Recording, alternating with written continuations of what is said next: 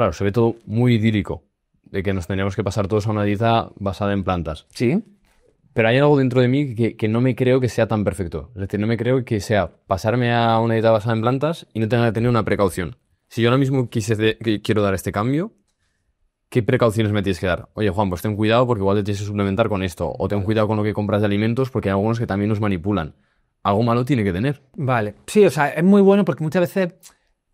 Hay veces que la gente decide de repente hacer ese cambio y no lo hace de manera correcta. Pero en términos generales es relativamente sencillo en el caso de que lo importante es que cuando yo desplazo, por ejemplo, el consumo de proteína de origen animal, la carne, el pescado, la leche y los huevos, introduzca alimentos que me aporten esa proteína, porque muchas veces a lo mejor hay gente que empieza a introducir mucha verdura, mucha hortaliza, pero a lo mejor no consume proteína a partir de legumbres, de frutos secos, de semillas. Entonces lo importante es que cuando yo haga ese cambio, introduzca verdura, hortalizas, cereales integrales, frutos secos, legumbres y semillas, de una forma variada.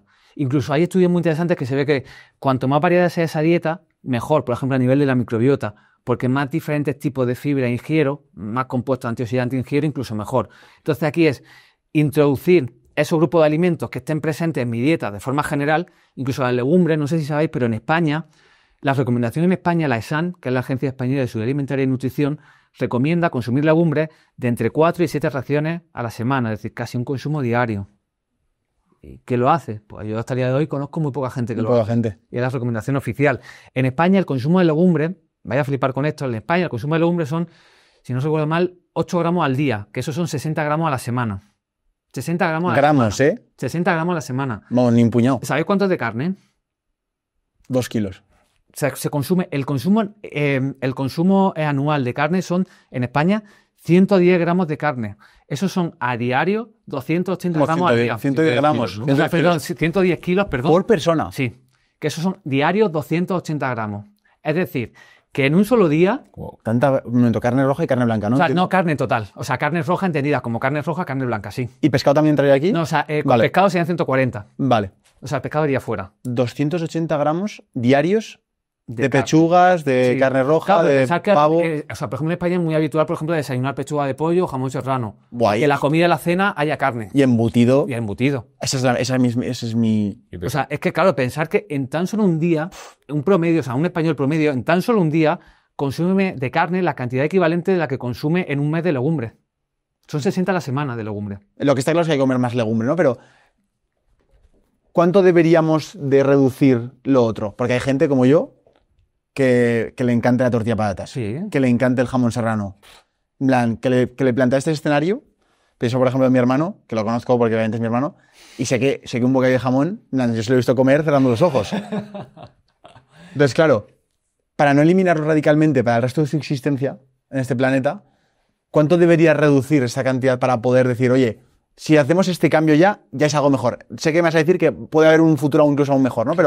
Pero de primeras, ¿qué se puede mejorar? Pues pasar de una vez al día a una vez a la semana. Sí, la cuestión es que sea progresivo. O sea, es que siempre el ejemplo es muy claro, pero es muy visual. O sea, con el caso del alcohol, con el caso del tabaco, o sea, tenemos muy claro que lo ideal es cuanto menos mejor. Entonces, en ese proceso es algo gradual.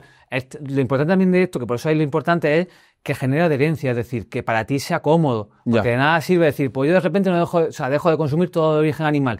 Y empiezo una semana y la siguiente semana digo, esto es inviable, o sea, esto no puedo hacerlo. Entonces, por eso es súper importante que le vaya introduciendo pequeños cambios, de decir, pues a lo mejor cuando yo todas las noches cenaba, por ejemplo, huevo o carne o pescado, pues a lo mejor alguna noche empezar a introducir otra cosa diferente.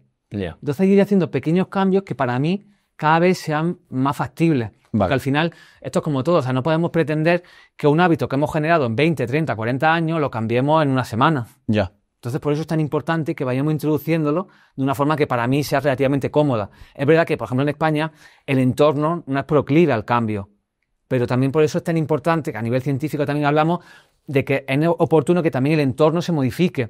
Porque claro, en España, yo por ejemplo soy de Granada. En Granada tú vas a cualquier sitio y en Granada es muy típico el tema de las tapas. En Granada tú vas a cualquier sitio y lo habitual es que casi todas las tapas son carne o pescado. Entonces, claro, en ese entorno para esa persona va a ser muy difícil ese cambio.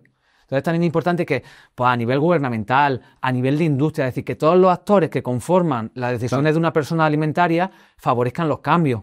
Totalmente. Bueno, eso es el tomate, claro. Aquí incluso también habría un debate de que vuelva a sentir que se nos analiza como máquinas y Sí. somos humanos. Entonces también está la parte que nos estamos olvidando de la emocional, pues yo qué sé, ¿qué sería más saludable? ¿Comer tofu tú solo o, yo qué sé, un día de tapas, reírte con los amigos? Como que también hay que analizar. Y luego, Claro. también el tema de la prohibición, porque el tema de la prohibición hay gente que sufre. Es decir, cuando tú le dices, no vas a poder comer carne o no vas a poder comer huevos, sufren. Y ese sufrimiento hay que analizar también qué está causando dentro de su cuerpo. Ojo, que no, estoy planteando diferentes Sí, escenarios, ¿no? o sea, hay escenarios o sea, son muy oportunos esos escenarios, pero esto es como si dijésemos, joder, yo es que cada fin de que salgo me emborracho, me lo paso súper bien y como me lo paso súper bien, pues me compensa. Claro, te compensa ahora, pero a lo mejor, pues por diferentes circunstancias no es lo mejor para tu salud. Claro. Entonces, que te compensa a corto plazo por esa cuestión emocional, no quizá quiere decir que sea lo adecuado para tu salud. Incluso, esto también se dice mucho de decir, a lo mejor al ser tan restrictivo te genera un estado mental que incluso a nivel fisiológico puede ser negativo, pero incluso eso lo tendríamos que ver en los estudios. Quiero decir, si el efecto negativo de esa restricción fuera tan grande, tendríamos que ver que las personas que consumen más legumbres tienen mucho más riesgo de diferentes enfermedades. Es decir, por ejemplo, si yo me siento muy restringido, puedo decir que mi cuerpo a nivel fisiológico empieza a estar como inflamado, por decir algo, entendido. Y esa inflamación podría ser perjudicial. Pero lo que vemos en los estudios es que en todos los estudios observacionales, ensayos clínicos, vemos que las personas que consumen más legumbres viven más y mejor. Es decir, que el efecto es mucho, o sea, el efecto beneficioso es mucho mayor que el potencial perjuicio que podríamos venir vinculado a esa restricción que me dices. Ya. Entonces hay que entender en el global, ese global un poco más holístico de todos los factores. Claro. Vale, bueno, es decir, que tampoco es todo o nada, que poco a poco, que Claro. como tú has dicho, que tenga adherencia, ese concepto de adherencia, para la gente que no lo sepa, que sea más Sí. cómodo de poder consumirlo, o sea, llevar esto en el tiempo, en largo plazo.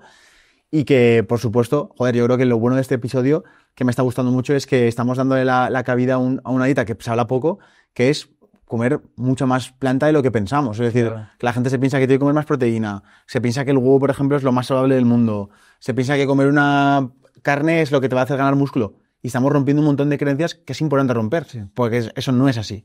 Ahora bien, si la persona quiere poner el límite en, mira, pues yo asumo, como cuando te bebes una copa de vino, asumo que esto no es lo más saludable para mi salud, pero estoy en este contexto social y prefiero decir que sí a este plan a quedarme en casa y no comérmelo, ¿no? Vale, pues estás tomando una decisión porque has puesto tu límite ahí. Cada uno pone un límite o una barrera donde quiere.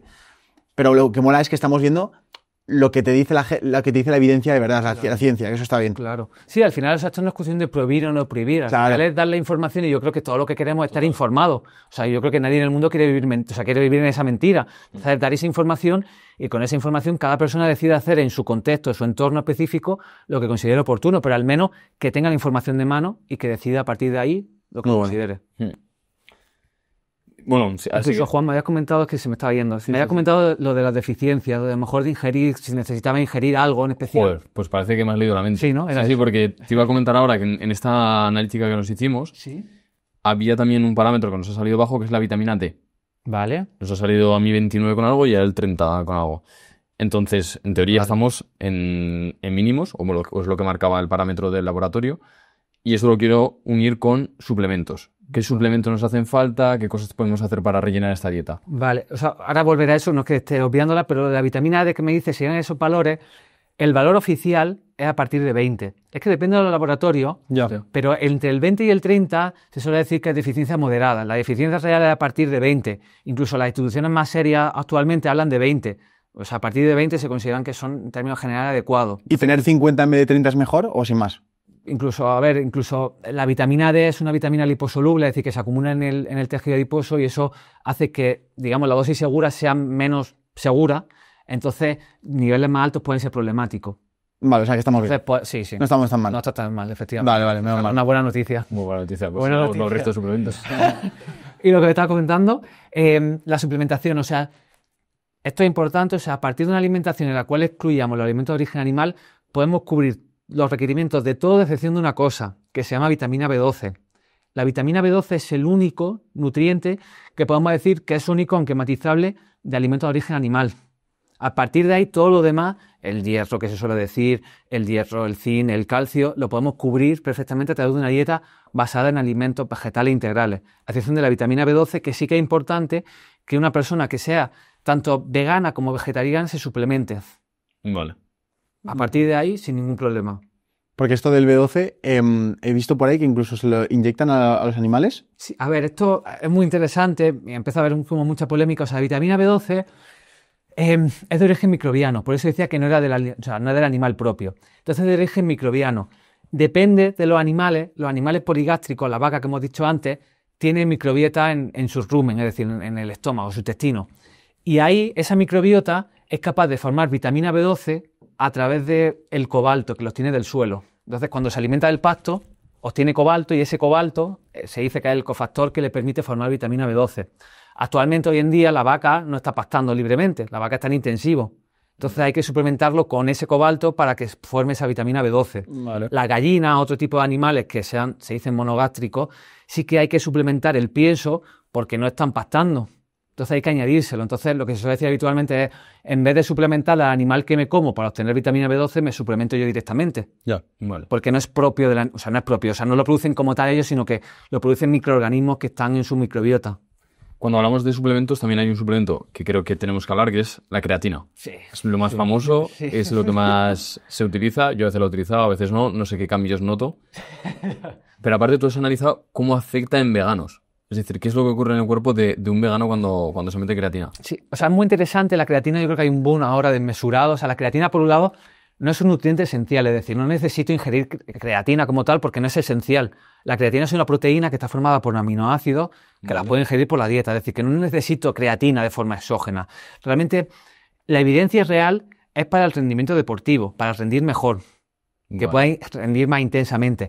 Es verdad que hay estudios interesantes que demuestran, por ejemplo, que a nivel cerebral pues puede tener implicaciones, pero la verdad es que los estudios son preliminares, es decir, que todavía no tenemos muy claro cuál es la dosis, que por ejemplo hay estudios que dicen para personas con Alzheimer o personas con deterioro cognitivo, potencialmente puede ser interesante, pero todavía es muy preliminar, o sea, no podemos saber cuánta cantidad, el timing, es decir, que todavía queda mucho.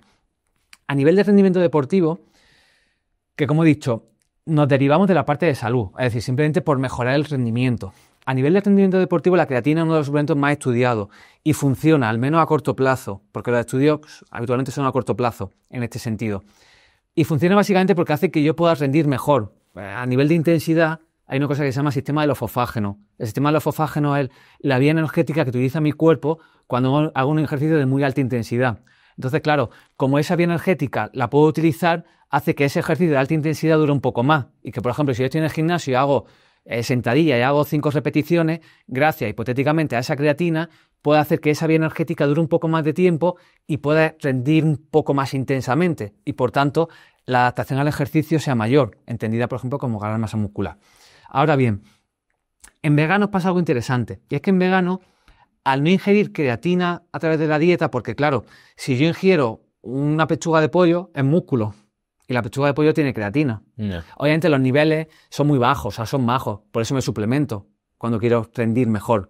Porque a través de la alimentación los niveles son más bajos. Pero sí que es cierto que en los veganos los niveles de creatina en sangre son más bajos que en población omnívora. Incluso a pesar de eso se ve que en rendimiento no hay muchos cambios realmente. Pero lo interesante es que, lejos de pensar lo que puede ser lo obvio, es decir, a lo mejor un vegano tiene que suplementarse más para tener el mismo beneficio, porque parte desde más bajo. Lo que nosotros estamos viendo es que realmente lo que pasa, o sea, tenemos un estudio que se publicará dentro de poco, lo que pasa es que hay lo que se suele decir un fenómeno de supercompensación.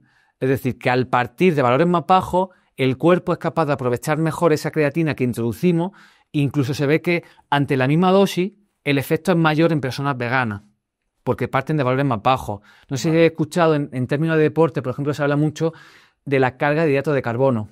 Esa carga de hidratos de carbono es partir de valores bajos e introducir mucho para que mi cuerpo lo aproveche mejor. Entonces, si hay algo parecido a esto, pero de manera, digamos, fisiológica, porque ya son personas que sus valores son más bajos. Entonces, el introducirlo hace que lo puedan aprovechar de una forma un poquito más eficiente. O sea, mejora tu rendimiento y tu salud, pero no lo verías como de la categoría del B12 de decir, que sí o sí tienes que tomártelo si haces una dieta basada en plantas. No, porque realmente la vitamina B12 es un nutriente esencial. Claro. Es decir, tengo que consumirlo sí o sí a través de la alimentación o a través de la suplementación, porque si no lo hago, por ejemplo, tengo problemas a nivel neurocognitivo, o sea, tengo problemas cognitivos importantes. Vale. En el caso de la creatina, no tomarla no implica nada, en términos generales, al menos con lo que sabemos. Aquí sí que a lo mejor, lo que hablábamos al principio, a lo mejor dentro de 10 años tenemos mucho conocimiento de que la creatina es uno de los mecanismos que hagan que, por ejemplo, aumente el riesgo de algunos problemas a nivel neurocognitivo. Pues a lo mejor eso hace que el día de mañana recomendemos a toda la gente mayor suplementarse con creatina. No lo sé, hipótesis, pero todavía no sabemos esa información.